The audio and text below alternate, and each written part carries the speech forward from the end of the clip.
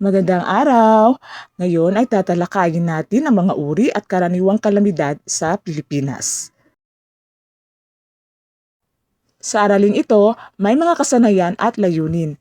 Ito ay ang nakapagsasanay sa kahandaan sa pamamagitan ng pagkakaroon ng emergency kit o katumbas nito batay sa sariling kakayahan. Una, nakakikilala ng mga wastong pagtugon sa panahon ng kalamidad. Naipaliliwanag na ang pansariling pagtugon sa panahon ng kalamidad ay paraan upang mailigtas ang buhay, malinang ang kahandaan sa pagharap sa mga panganib, mabawasan ang posibleng pagdurusa ng tao at makatulong sa kaligtasan ng kapwa alinsunod sa mga alintuntunin ng autoridad. Nailalapat ang mga pansariling pagtugon sa panahon ng kalamidad. Magkaroon muna tayo ng paghawa ng bokabularyo sa linalaman ng aralin, na kung saan ang mga salitang ito ang ginagamit sa aralin.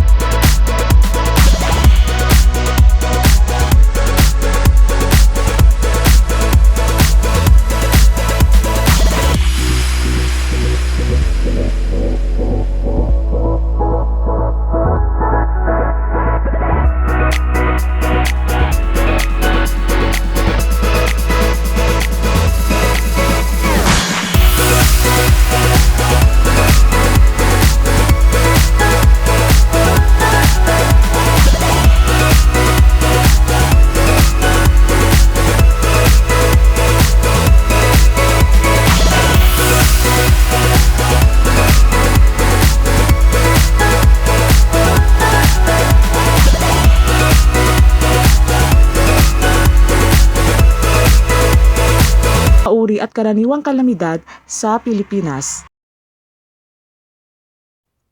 Bagyo. Ito ay isang higanting buhawi. Sa mata ng bagyo ay walang hangin, subalit malakas naman ang hangin sa eyewall nito. Ang isang malupit na bagyong humagupit sa Pilipinas ay ang bagyong Yolanda na nanalasa noong November 8, 2013 kung saan maraming nasira ang pag-aari at binawian ng buhay.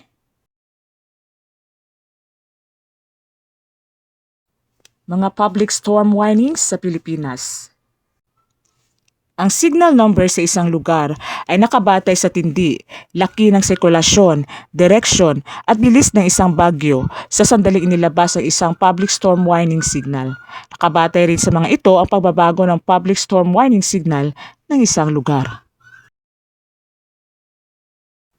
Signal number 1. Inaasahan ang hanging may bilis na 30 hanggang 60 km per hour. Mga paalala para sa signal number 1. Kapag lumakas at kumilos papalapit ang bagyo, maaaring itaas ang warning signal. Pinapayuhan ng lahat na makinig sa pinakahuling ulat panahon mula sa Pag-asa kada 6 na oras. Maaaring isagawa ang pang-araw-araw na mga trabaho at gawain maliban na lang kung bumaha. Inilalagay sa alert status ang disaster preparedness units. Ibig sabihin, itinaas na ang pagka-alerto ng mga pangkat na tutugon sa epekto ng bagyo. Signal number 2. Inaasahan ang hanging may bilis na 60 km per hour hanggang 100 km per hour sa loob ng 24 oras. Mga paalala para sa signal number 2. Una, mapanganib sa maliliit na sasakyang pandagat ang karagatan pati na ang mga dalampasigan. Ikalawa, higit na atensyon ang kailangang ibigay sa pinakahuling posisyon, direksyon, bilis at lakas ng bagyo habang kumikilos ito patungo sa isang lugar. Ikatlo, pinag-iingat ang publiko lalo na ang mga naglalakbay sa karagatan. Karagdagang paalala para sa signal number 2. Huwag palalabasin ng bahay ang mga bata. Itago o ihanda ang mga ari-arian bago pa tumaas ang warning signal. Kumikilos na ang disaster preparedness agencies, organizations para paghandain ang kanilang mga komunidad. Signal number 3. Inaasahan ang hangin may bilis na 100 km per hour hanggang 100 km per hour sa loob ng 18 oras. Mga paalala para sa signal number 3. Delikado ang lagay ng panahon sa mga apektadong lugar. Lubhang delikado sa lahat ng uri ng sasakyang pandagat ang karagatan at mga dalampasigan. Mapanganib ang paglalakbay, lalo na sa dagat at papawirin. Dagdag paalala para sa signal number 3. Pinapayuhan ang lahat na manatili sa mga gusaling matibay ang pagkakatayo, lumikas sa mabababang lugar at lumayo sa mga pangpang ng ilog o sa mga dalampasigan. Maging alerto sa pagdaan ng mata ng bagyo na maaaring matukoy sa pamamagitan ng biglang pagbuti ng panahon na agad namang susundan ng pagsama na may dalang malalakas na hangin na madalas na namumula sa hilaga. Kapag tumama na sa lugar ang mata ng bagyo, huwag lumabas sa lugar na tinitigilan dahil makalipas lang ang 1 hanggang 2 oras, babalik din ang pinakamasamang lagay ng panahon na may dalang ubod ng lakas na hangin galing timog. Suspendido ang mga klase sa lahat ng antas at hindi dapat pinapayagang lumabas ng bahay ang mga bata. Nabibigay na nararapat na pagtugon sa mga emergency ang mga disaster preparedness unit. Signal number 4. Inaasahan ang hanging may bilis na 185 km per hour o mahigit pa sa loob ng 12 oras. Ito rin ang mga paalala para sa signal number 4. Maaaring maging sanhi ng matinding pagkawasak sa komunidad ang sitwasyon. Dapat kansilahin ang lahat ng biyahe, manatili sa loob ng bahay. Dapat nang maisagawa ang lahat ng paglikas patungo sa mas ligtas na lugar, malaki ang posibilidad na tamaan ang lugar ng mata ng bagyo. Habang papalapit ang mata ng bagyo, patuloy ang paglala ng lagay ng panahon na may hatid ng mga hangin galing hilaga, papalakas hanggang sa pinakamatindi nito. Isang biglang pagbuti ng panahon ang mararanasan na nangangahulugang nasa ilalim na ng mata ng bagyo ang lugar. Depende sa laki at bilis ng mata ng bagyo, ang biglang pagbuti ng panahon ay maaaring tumagal ng 1 hanggang 2 oras. Habang lumalabas sa lugar ang mata ng bagyo, lalong sasama ang lagay ng panahon, kasabay ng lalong pinalakas na hangin na madalas ay galing sa timog. Ganap nang tumutugon sa Emergency and Disaster Coordinating Council at iba pang disaster response organizations. Super Typhoon. Inaasahan ang hanging may bilis na 220 km per hour o mahigit pa sa loob ng 12 oras. Mga paalala, maaaring maging sanhi ng ubod ng tinding pagkawasak o dilubyo sa komunidad. Dapat kansilahin ang lahat ng biyahe, manatili sa loob ng bahay. Dapat nang maisagawa ang lahat ng paglikas patungo sa mas ligtas na lugar. Malaki ang posibilidad na tamaan ang lugar ng mata ng bagyo. Habang papalapit ang mata ng bagyo, patuloy ang paglala ng lagay ng panahon na may hatid ng mga hangin galing hilaga, papalakas hanggang sa pinakamatindi nito. Isang biglang pagbuti ng panahon ang mararanasan na nangangahulugang nasa ilalim na ng mata ng bagyo ang lugar. Ang hangin ay biglang humihinto at ang langit ay nagiging maliwanag sa loob ng mata ng bagyo. Huwag lumabas sa panahon ng mata ng bagyo, babalik ang matinding hangin mula sa kabaliktarang direksyon. Mata ng bagyo at tugon ng emergency. Depende sa laki at bilis ng mata ng bagyo. Ang biglang pagbuti ng panahon ay maaaring tumagal ng 1 hanggang 2 oras. Habang lumalabas sa lugar ang mata ng bagyo, lalong sasama ang lagay ng panahon, kasabay ng lalong pinakalakas na hangin na madalas ay galing sa timog.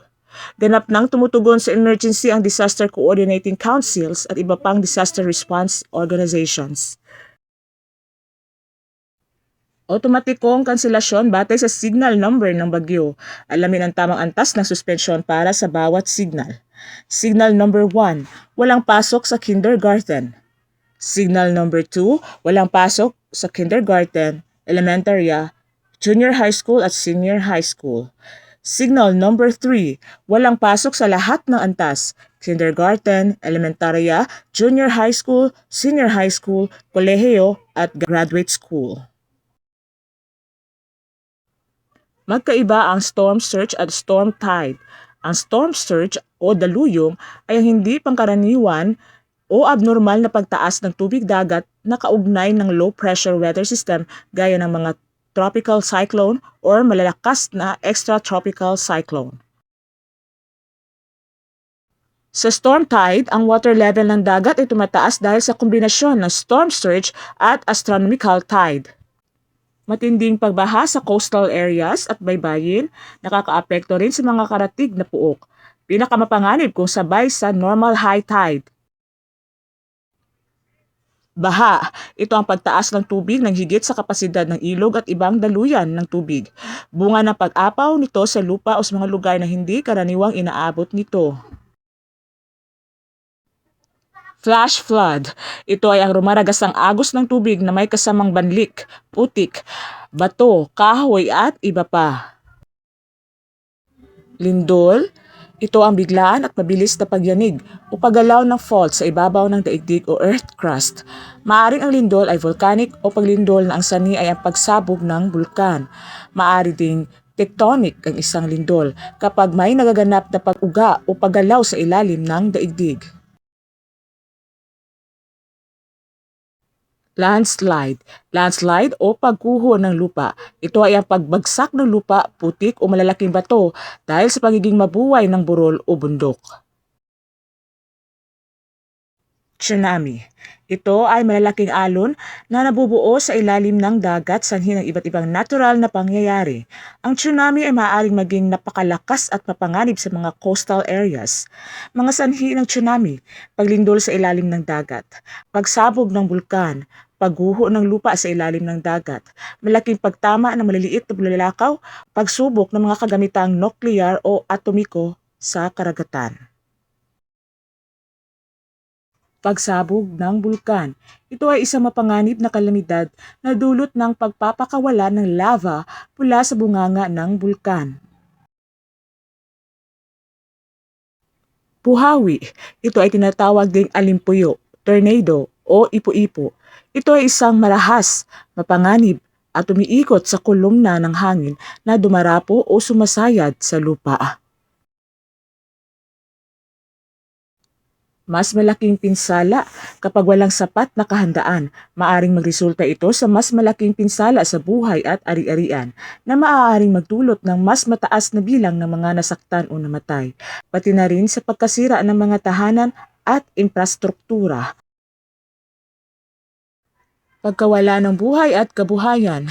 Ang kakulangan sa paghahanda sa kalamidad ay maaaring magdulot ng pagkawala ng buhay at kabuhayan ng mga tao na maaaring magresulta sa mas mataas na bilang ng mga namatay, pamilya na nawalan ng tirahan, pagkawala ng kabuhayan at hanap buhay, pangmatagalang epekto sa mga komunidad.